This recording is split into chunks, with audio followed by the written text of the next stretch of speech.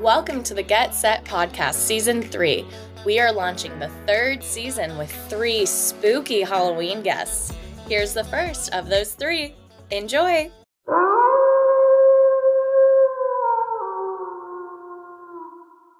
We are spookily delighted to be back and sharing our experiences as 3 women in the TV and film industry. Yes, it's Jess and Monique here today.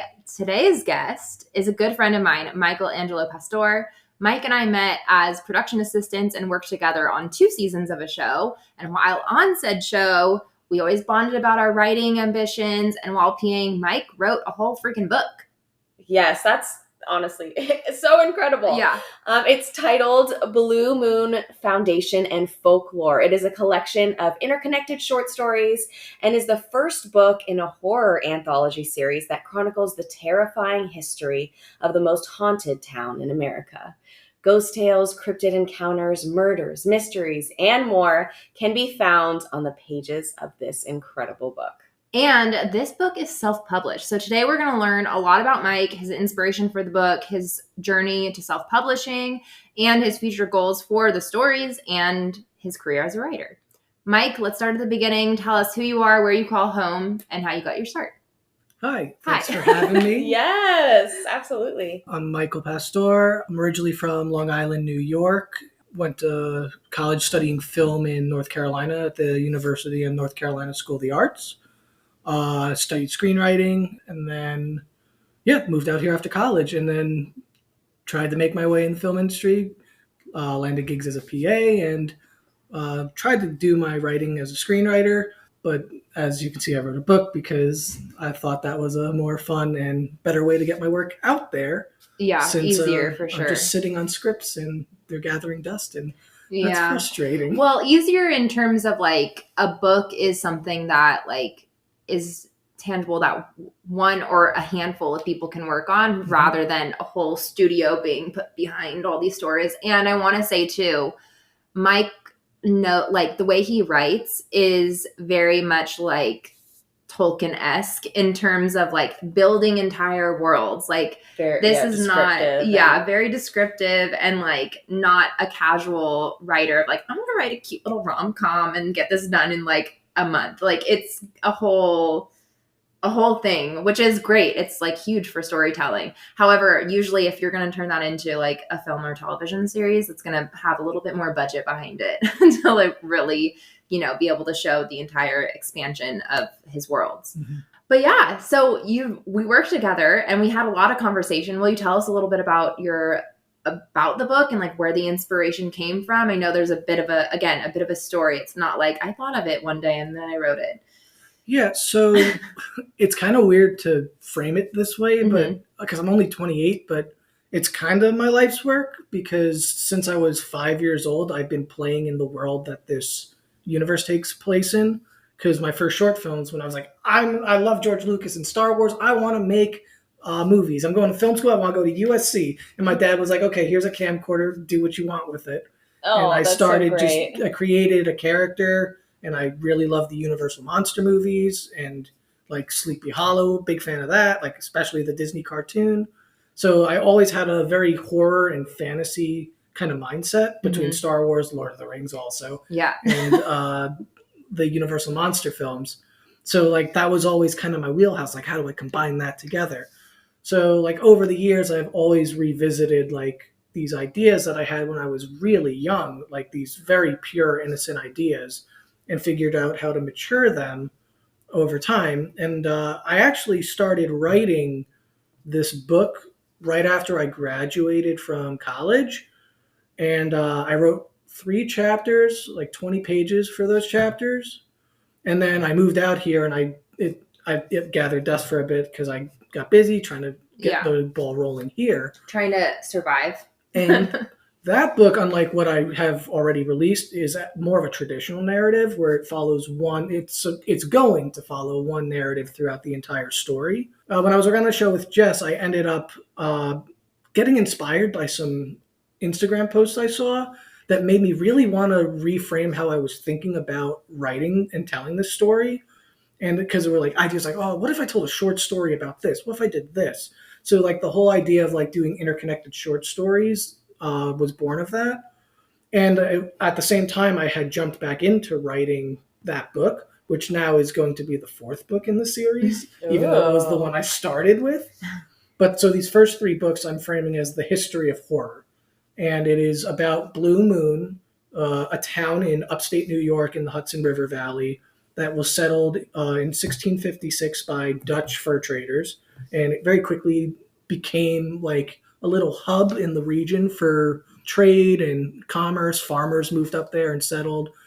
So it's very much kind of like Sleepy Hollow in that way, where the Dutch settled that area. But then there's a lot more going on, not just like the Headless Horseman, of course.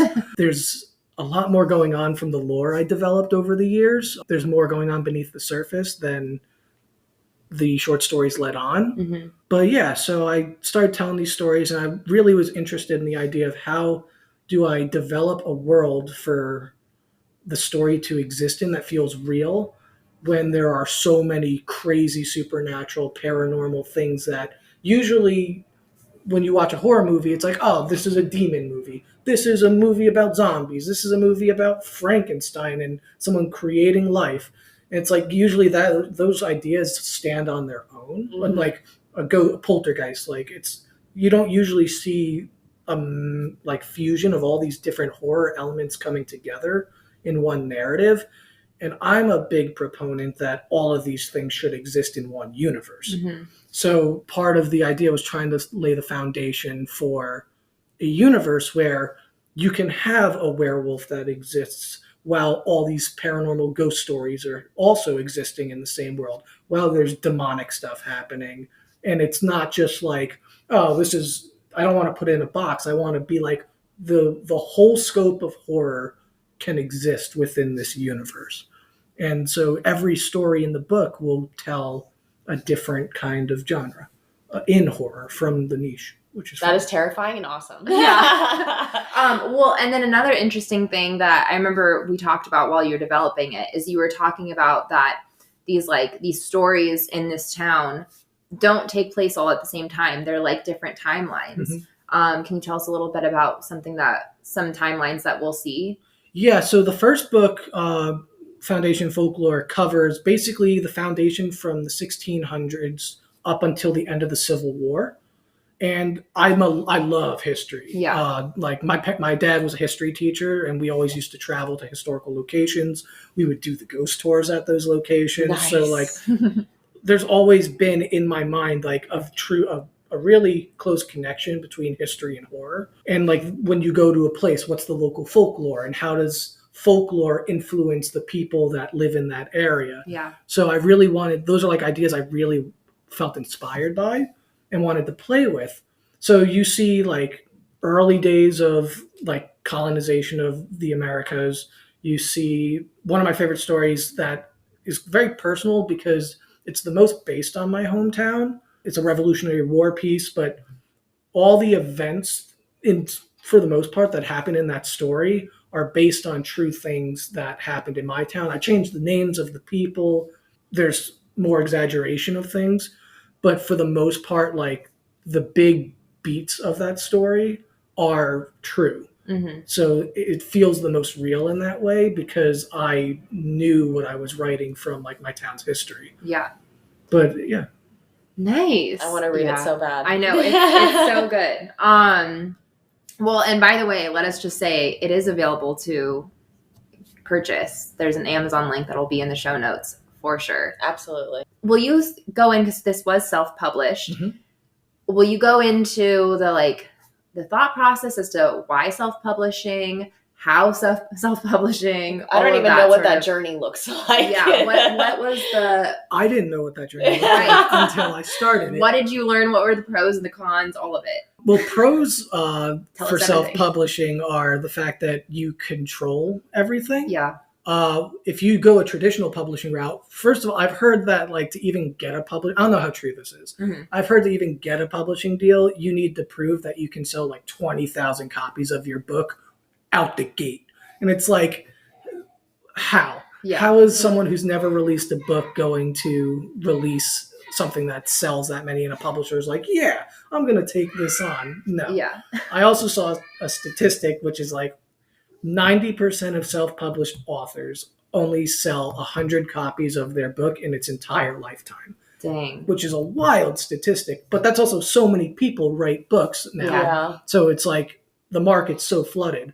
But for me, when we were on our show, one of the screenwriters on the show, I actually talked to her about my book and was like, do you self-publish? Do you know anyone who has done this?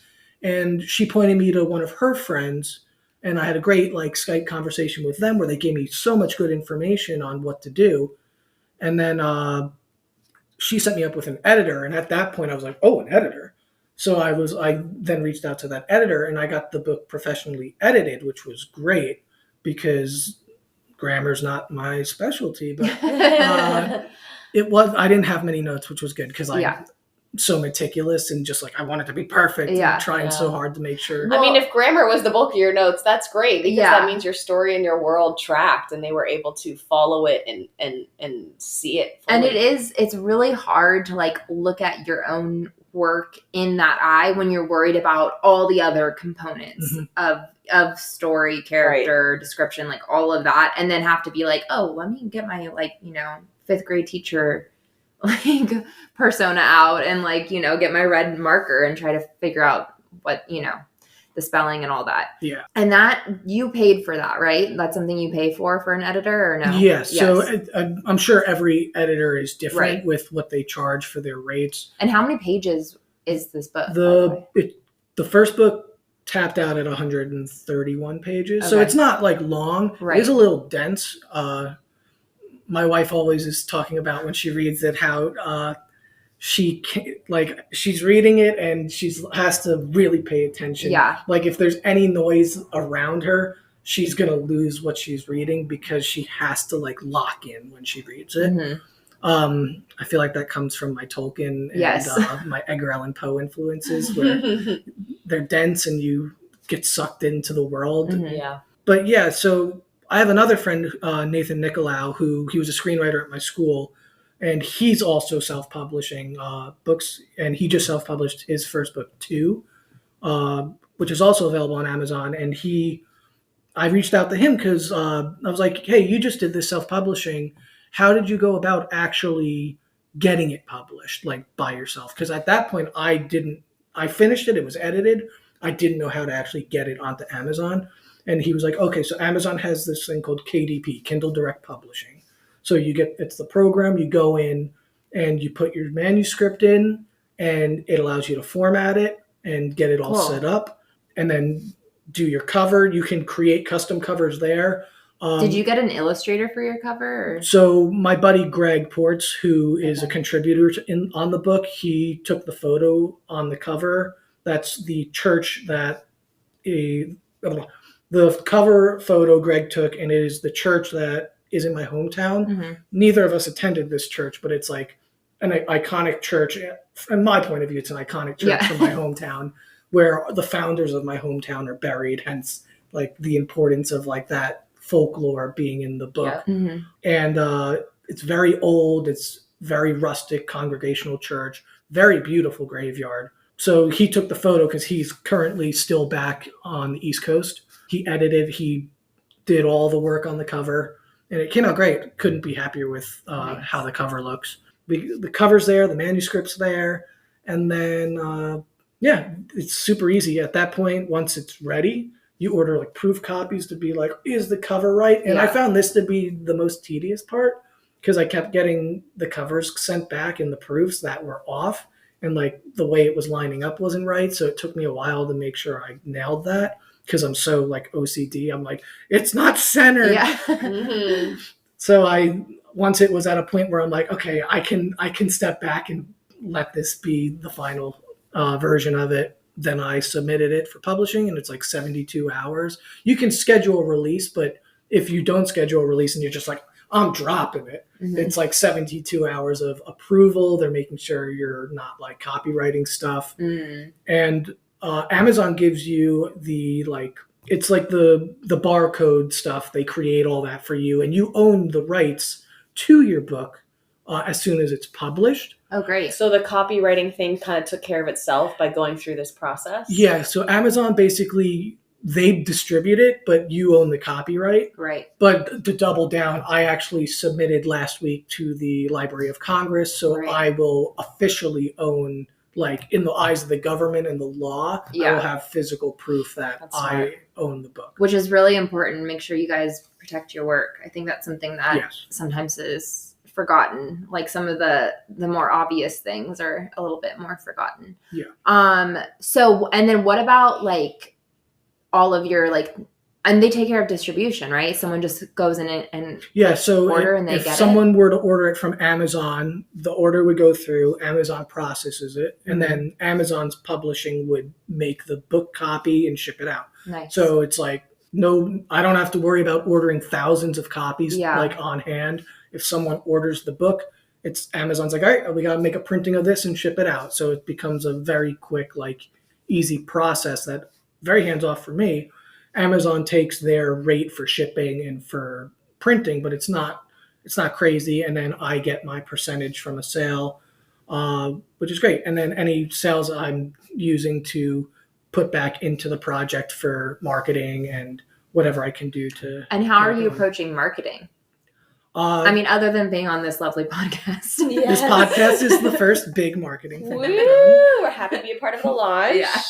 But I've used because I have an Instagram account I created specifically for the book, the Blue Moon Chronicles, and We'll put that in the show notes. Absolutely. that I did posts where I was like, cover reveal. Mhm. Here's the back cover. Here's a blurb. Yes. Here are 4 poems from the book that I did. Like I did some drawings to frame around the words, so they're like posted with like this in shadow tree with the poem there. And recently, I think the last one just posted at 9:00 because I've been scheduling them. Nice. But I've been posting drawings I did while I was writing the book. That was part of my creative process. Mhm. So I just posted the last one of that series this morning.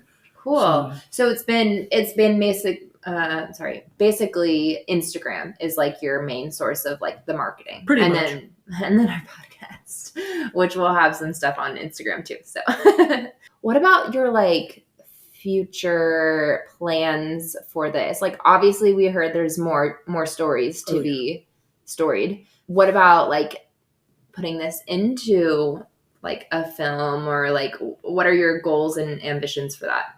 Well, the long-term goal is very much I want to see this on television or the big screen in some way. Mm-hmm. The way it's designed is some stories could be in a TV show, and then there are other things that like I kind of hint at bigger stories.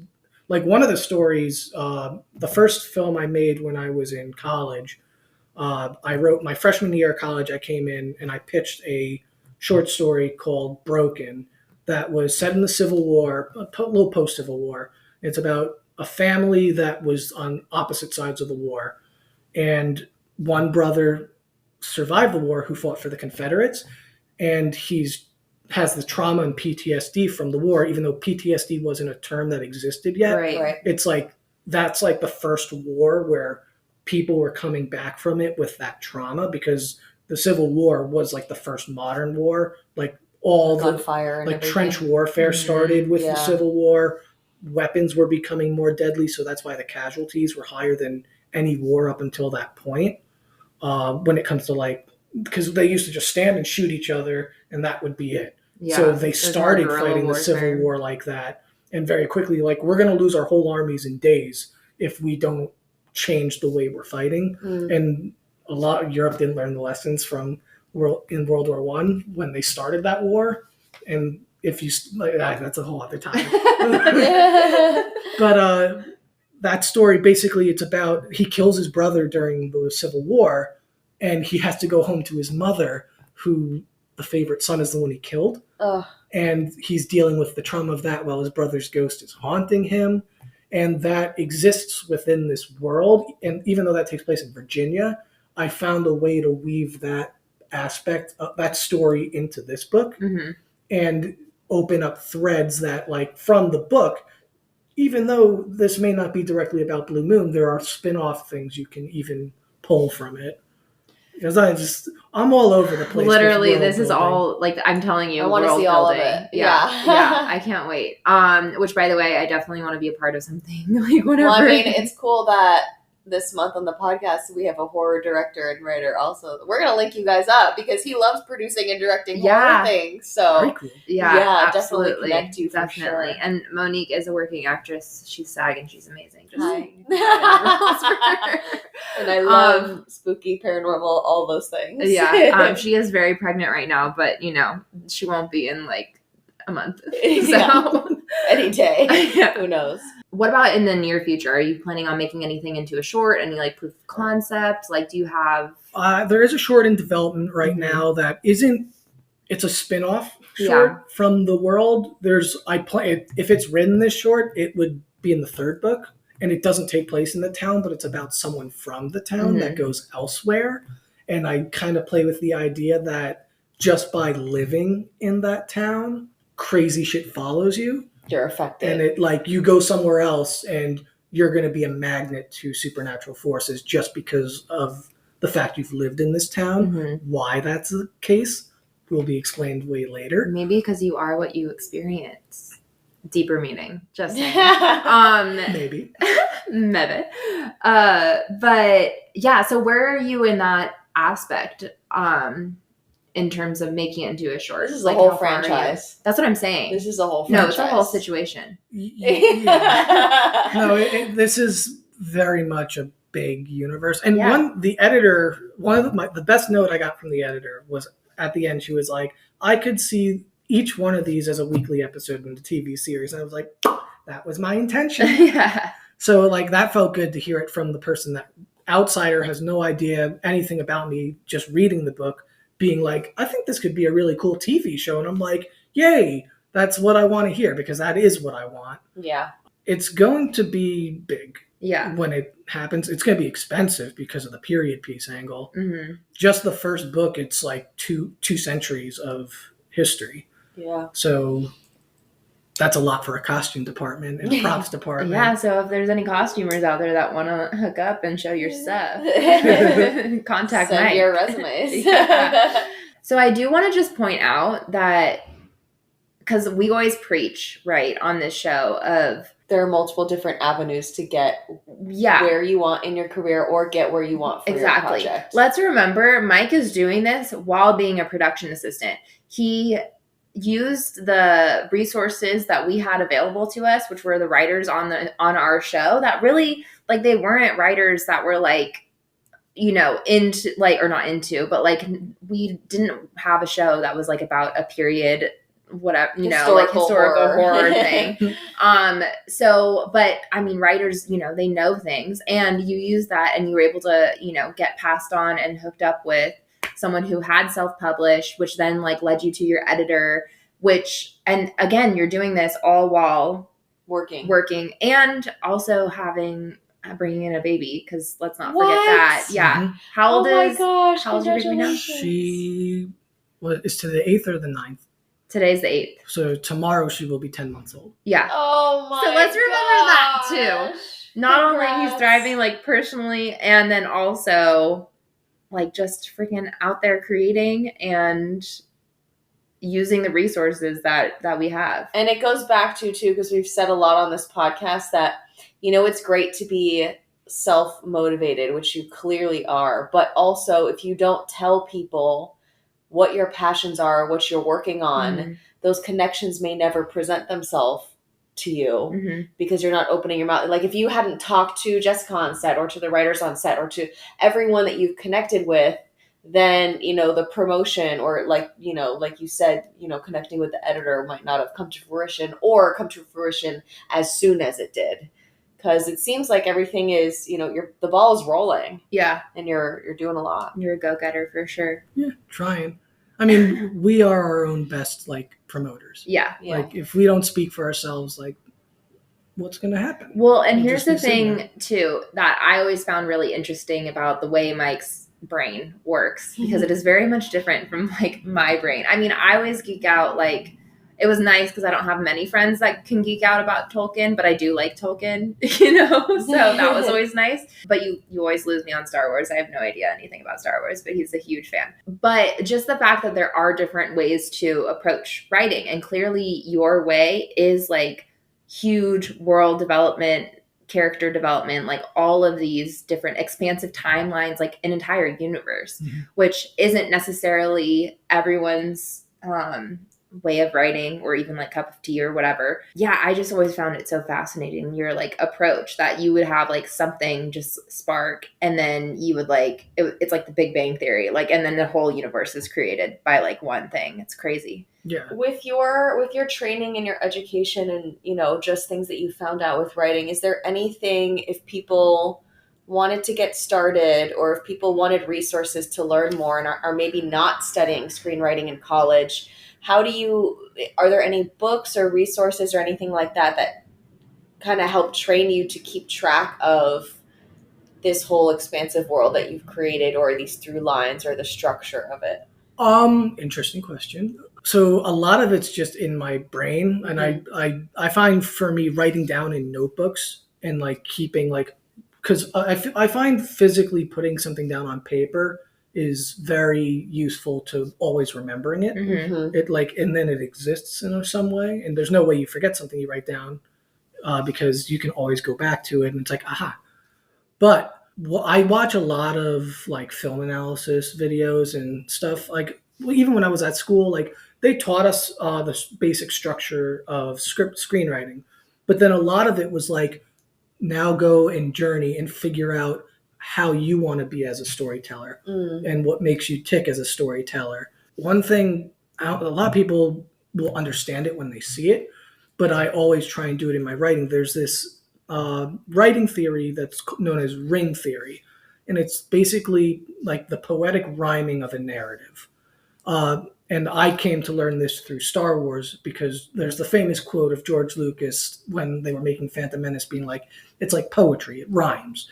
And Star Wars, even the sequels do this, but specifically Lucas with his first 6 films, you see the first film and the last film echoing each other visually, and like the narrative will rhyme. So the beginning shot may echo a shot at the start of the third act. Mad Max Fury Road does this really well with Max's characterization, because it's no words are said, but like the first shot of the film is literally Max just looking into the empty wasteland, a loner by himself going on the run. And then the third act starts with the exact same shot, but instead of it being an empty wasteland, he sees people ahead of him going off into the distance. And then his decision after that moment shows the character growth and how far he's come.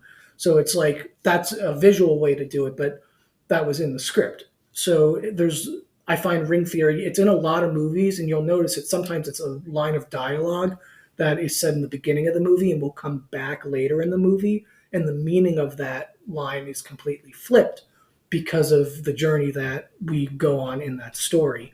So for me, I always try and frame my stories from a place of ring theory on top of the world building, because I find it really liberating to have narrative rhymes that add meaning, if that makes sense. Yeah, well, That's I think fascinating. it's a really smart way to show the growth or lack of growth, depending on what the story that you're telling, of the character of the world, and to show you like the changes or again lack of changes that's happened, like after Throughout or this during journey. throughout the journey. So I think from everything that we've gathered from this too, I think it's important that you took so many different subjects that you were interested in, like you said, like history and horror, and the way that you see film and television and structure of it,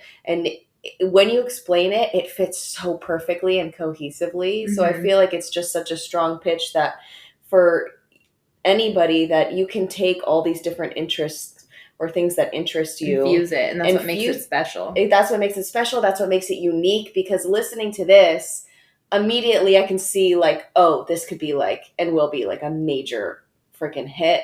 But it easily, but no one has done it yet. Yeah. Or that I know of, that Yeah. I've seen. It is so specific, but so easy to attach to.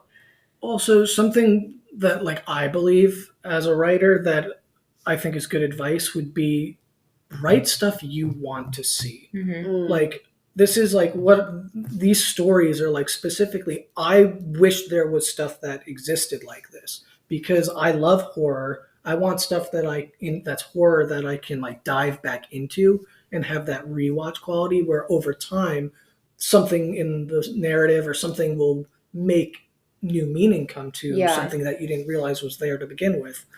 And like I don't know, I just love things that you can keep going back to time and time again that evoke feelings of wonder and like that like innocent childhood wonder for me specifically with like how I saw horror as a child, which again will sound crazy when you read some of the stories in the book, because one story specifically I came up with the core idea when I was in not high school, elementary school. It's very disturbing to think that a child would think of this idea, but it's like still there's a whimsy to it. Mm-hmm. Yeah. It's something that you can attach to in multiple generations, or you can watch it and 10 years later you're going to be able to find stuff and want to dive back in. Which is like my favorite type of media. Like where it has like that quality. I mean, I'm thinking the like timelessness of it, but then also like the rewatchability of like finding something new, or even like as time has passed and we're seeing things through different lenses, just as human beings growing throughout in our society, like growing and everything, and being able to see different things, and get different meanings out of it. I love it. Like I said, it's like the Tolkien stuff. It's like Hamilton. I don't know if anyone's seen Hamilton. Of course. So Absolutely. good. You know, it's like and that's why I love Taylor Swift, is because there's so many meanings in her lyrics. But it's the depth of the narrative and the world and all of it. So I'm a big fan, which is why I'm so excited to have Mike on. Order now. Is there anything else you would like to share with us or tell us about this book or to our listeners? It's definitely a big passion project that I am going to be continuing. The second book I'm halfway done writing the second book right now. Incredible. That one will be. So you won't be waiting that long like George R.R. Martin. No. This is not a George R.R. Martin. I'm hoping to have by Christmas this year to have the second book out. Oh okay, my gosh! perfect. So get on the first one now. Get it now, and then we'll be ready by Christmas. Yeah, and then that'll be your Christmas gift. Don't quote me. Hopefully, I make that deadline myself. Or maybe now New it's Year. on the podcast. Yeah. I do have one thing for our writers, and I guess for anyone who wants to accomplish something. Are there any goals that you set periodically for yourself? And I know especially like being a dad and everything, and in terms of making a living and all of the family stuff. And do you, like Jessica sets apart time every day to write, do you have a structure that kind of helps you, or because this is so inspiring to you, kind of just pick it up as whenever you can and plug away at it? I wish I was more consistent with my writing. The fact that Jessica, she gets up early in the morning on a day we have to be on set at like 6 a.m. Yeah. And we'll make time to write for a little bit. She's a unique being. I don't know how she Honestly, does that. listen, that was wild because now I'm tired. I don't know if I can do that. But she still gets up and runs, so I don't. Right. Well, yeah, I guess I have to. I don't know. Okay. Anyways, it's a lot. What about you? Yeah. I try to write as much as I can, but the reality for me is a lot of the times, because it's a big world, I stew in it a little bit. Mm-hmm. And I'll go. I hate it when it happens because then I feel terrible after like a month of not doing any writing. But to me, sometimes writing is just writing a single line in my notebook down for an idea or a beat of the story, a little thematic piece that I figured out. Because sometimes it's not about, for me, it's not always about sitting there and being in front of your computer and just typing away. Like, it's letting it marinate. Yeah. Well, that's the most. Let it breathe. That's the most like great, amazing, and aggravating thing about like quote unquote what writing is, because it's not always physical progress on the page, like you were saying. Mm-hmm. Like most of the writing is literally staring at a blank wall or like a blank page or like whatever, and observing people or watching movies, and it's just working out in your, yeah, exactly, and it's just working stuff out in your brain. And then that's where, like you said, a sentence comes in, or like aha moment. Like, I mean, Monique, we like this last week, I kind of came up with like a revision idea, like while I was sitting in my car, sent it to you, and like whatever. But it doesn't always happen like in the moment of you being like, I'm going to sit down and write and like have my beautiful cup of coffee and like be ready and just sit there and like all ideas flow out onto the page. Like a lot of it is just like sitting, or like randomly when things come up, taking your notes app and like throwing something down or whatever. I think that's an important note for a lot of people, and especially people who are, result or like get gratification out of like results, or result driven people. Because I'm that way. Like I love checking off a list. I love being like, I did this done. But it is, not to get too hard on yourself, and to remember that, as long as you're plugging away at it or thinking about it, or and leaving notes for yourself, and always keeping it alive in your day-to-day somehow, that's not nothing. And that does keep forward progress. I feel moving. like that's been like the biggest thing for me personally to learn, is that just because you sat there for 30 minutes and you wrote like one sentence, and it's not for nothing. It's not for nothing. Yeah, absolutely. It's not like you weren't writing because you didn't fill out 2 pages or 3 pages or whatever you can do in 30 minutes. It's still writing because you're thinking and exploring. And that's the whole thing. That's what it is discovering story and trying to puzzle it together. Yeah, it's all part of the process. And it's okay to walk away from something you're writing and let it sit. Like there's a story that I'm writing, a couple short ones, but there's a bigger one in the second book that I was working on in 2022. And it's like some stories are like 3 pages and done, in and out. Other ones I have to, even though it's a short story, I have to break up into separate parts that are kind of like chapters, just because to put it in one bulk of writing without a break is like a disservice to it. So this was one of those stories that it's probably a 6-part story, and I got stuck on a part, and I was struggling. It was like a day of me just sitting at my computer. Maybe I wrote a paragraph the whole day. And then like deleted it, and then came back and wrote another paragraph. Which happens. Yeah. But I walked away from it, and at that point, I broke up the first book into 3 books, because originally it was supposed to be 10 short stories that are just like, I'm going to do this quick world building exercise, 10 short stories, and release that as its own self thing, and then I'll start writing my main narrative.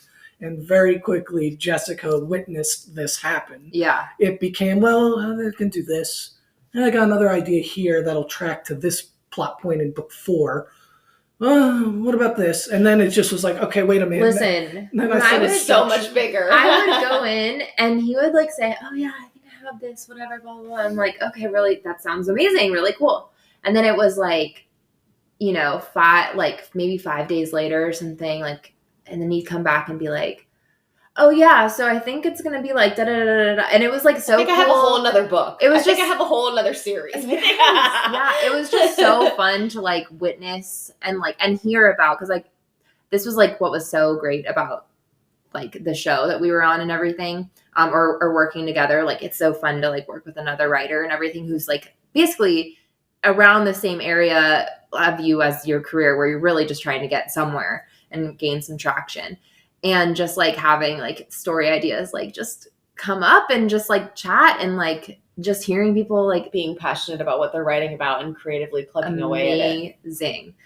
But yeah, you are insane. The way you build your story. In a great way. Yeah, in the best way. It's definitely chaotic in my brain sometimes. Yeah, but it was so fun to like listen and like witness, and I'm just like in awe, because for me, I feel like it's very not that. Like I will struggle to like world build, but then just seeing someone else like come through with like world building, and like it feels like breathing, like at least on the outside when you're telling me about it, it feels like it's just like breathing for you, and I'm like, whoa, the mind is amazing. Yeah, so. World building, it's kind of just second nature. I I guess because so many of the things I watch are big worlds, like Game of Thrones, big world, a lot of interconnected stuff. Yes. Lord of the Rings, big world, a lot of interconnected stuff. Star Wars, massive world, a lot of interconnected stuff. And my brain, just because that was what I was exposed to at such a young age, well, not Game of Thrones because that came later, but like my brain always has thought in terms of like big scope. How does this world like exist in like developing like large hero's journey narratives that have a lot of interconnected stuff? And I don't know. That's I write what you know. I know a lot of that stuff, so that's what I do.